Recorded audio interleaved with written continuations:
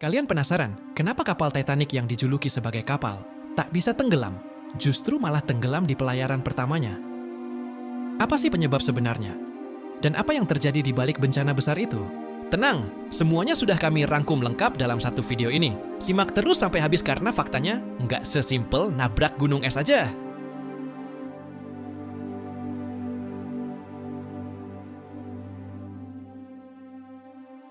Pada tanggal 14 April 1912, kapal Titanic berlayar di Samudra Atlantik Utara dalam perjalanan dari Inggris menuju Amerika. Sekitar pukul 11.40 malam, Titanic menabrak sebuah gunung es besar. Benturan itu menyebabkan 6 kompartemen depan kapal kemasukan air. Padahal, Titanic hanya bisa bertahan jika maksimal 4 kompartemen yang bocor. Titanic hanya bertahan sekitar 3 jam setelah tabrakan. Tragedi ini pun menjadi salah satu kecelakaan laut terbesar dan paling dikenang dalam sejarah dunia. Jack Phillips dan Harold Bright adalah operator radio Titanic yang bertugas pada malam itu. Sebelum kapal benar-benar tenggelam, mereka terus mengirim sinyal darurat setelah kapal menabrak gunung es.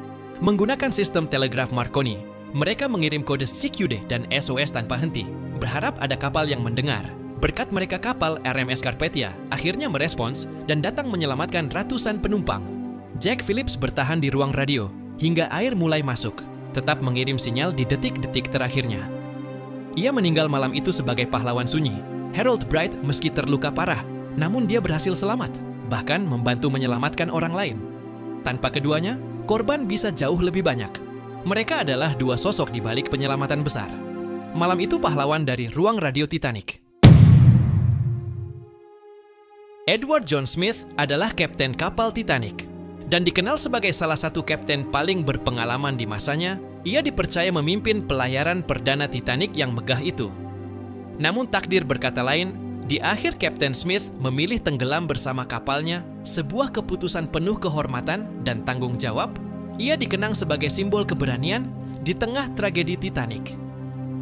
Frederick Fleet dan Reginald Lee adalah dua penjaga di menara pengintai Titanic.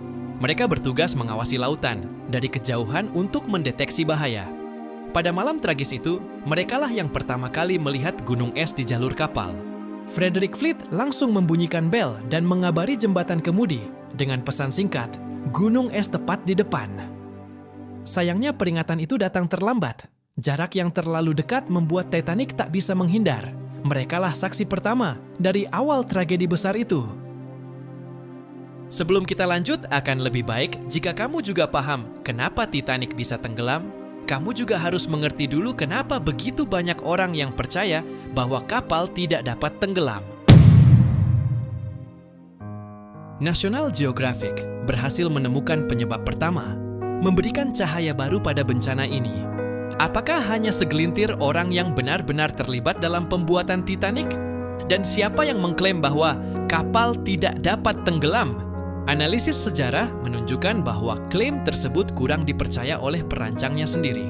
Namun mereka sudah terlanjur menyebar brosur kapal yang menyatakan Titanic dijamin aman, dan itu adalah kesalahan terbesar mereka. Titanic dikenal luas sebagai kapal practically unsinkable, sebuah klaim yang muncul bukan dari pabrikan, tapi lebih karena promosi dan keyakinan publik akan teknologi canggih masa itu. Kapal ini memang dirancang dengan 16 kompartemen kedap air, sehingga diyakini tetap bisa mengapung meski hingga 4 kompartemen bocor. Namun pada 14 April 1912, Titanic menabrak gunung es yang merobek 6 kompartemen depan, 2 lebih banyak dari batas aman.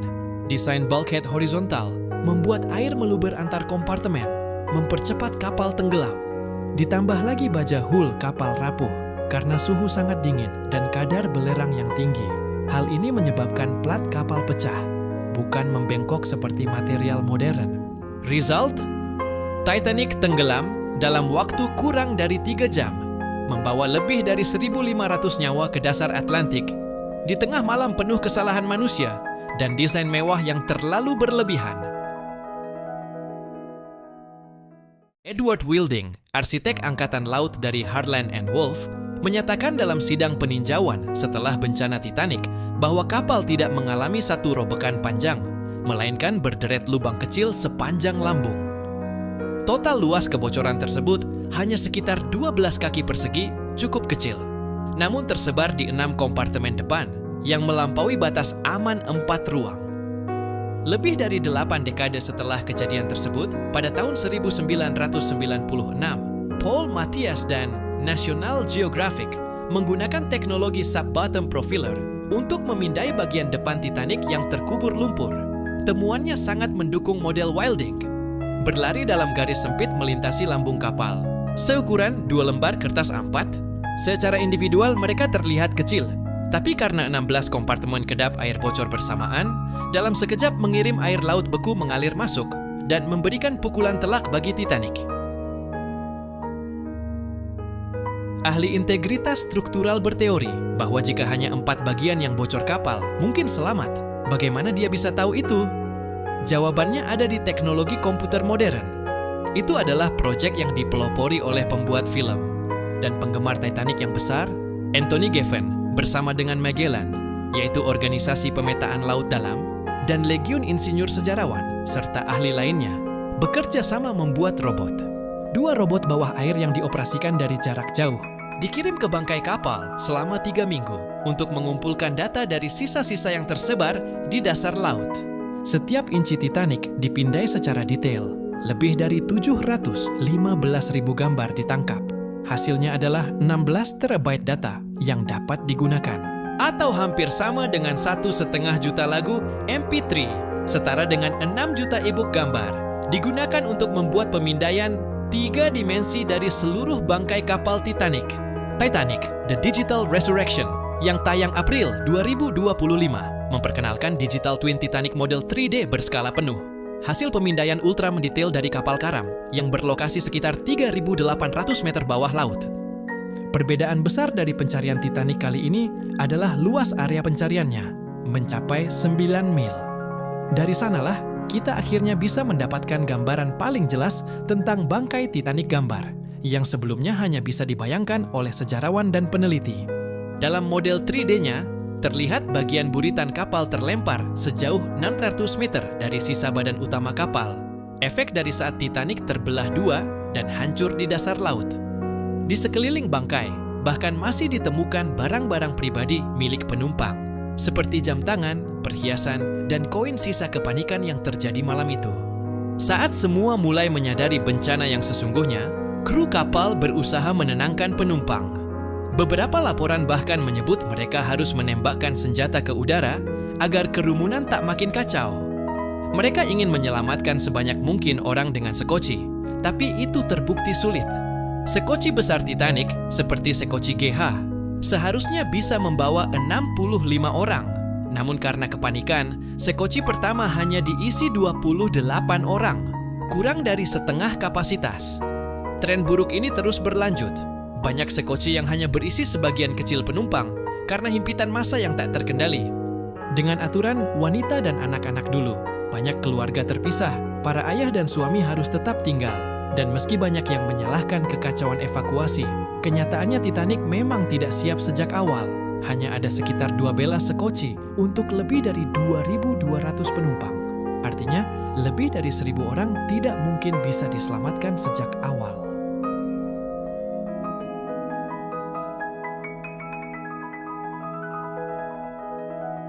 Saat lambung kapal retak dan air mulai masuk dengan cepat, kompartemen bocor satu persatu.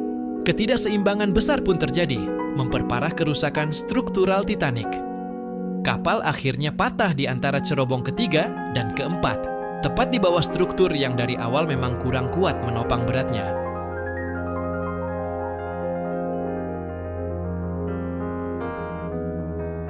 Hanya 706 penumpang yang berhasil selamat. Sebagian besar dari mereka meninggalkan orang-orang tercinta di belakang, meninggal di tengah laut. Ketika kapal penyelamat RMS Carpathia tiba, mereka hanya menemukan puing-puing salah satu tragedi maritim terbesar di abad ke-20. Dari pemindaian terbaru menggunakan ROV bernama Romeo dan Juliet, para peneliti bisa melihat bahwa Titanic tidak patah secara bersih, melainkan terkoyak keras saat karam. Ini membantah teori lama soal patahan rapi di tengah kapal. Satu lagi misteri lama. Apa yang terjadi dengan petugas pertama William Murdoch? Banyak yang bilang ia kabur dari posnya. Tapi pemindaian menunjukkan Murdoch justru masih di atas kapal, membantu menurunkan sekoci saat gelombang menyapu dirinya ke kedalaman Samudra Atlantik.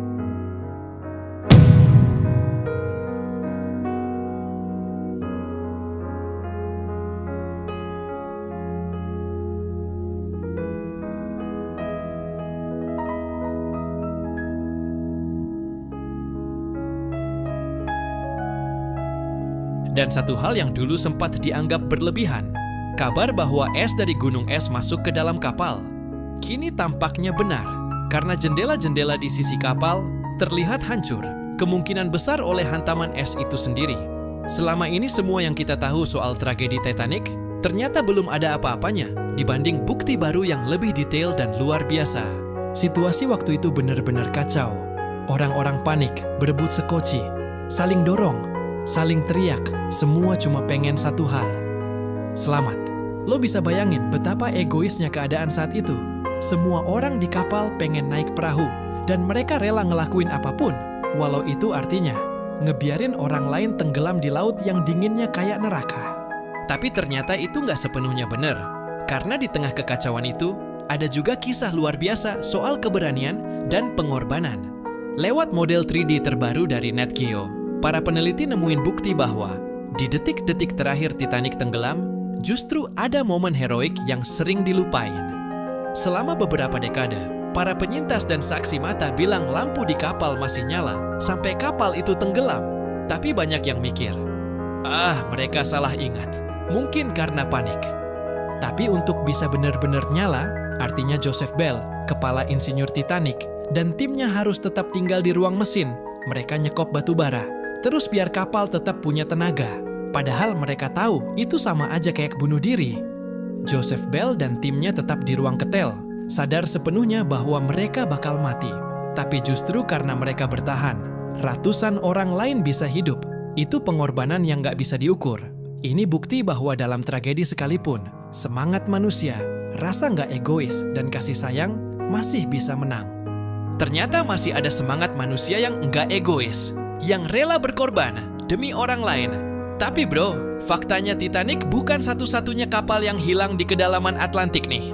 Itu baru satu kisah dari banyak rahasia yang tenggelam bersama Titanic. Kalau lo suka cerita-cerita kayak gini, jangan lupa like, komen, dan subscribe ya. Sampai ketemu di kisah misteri berikutnya. See you!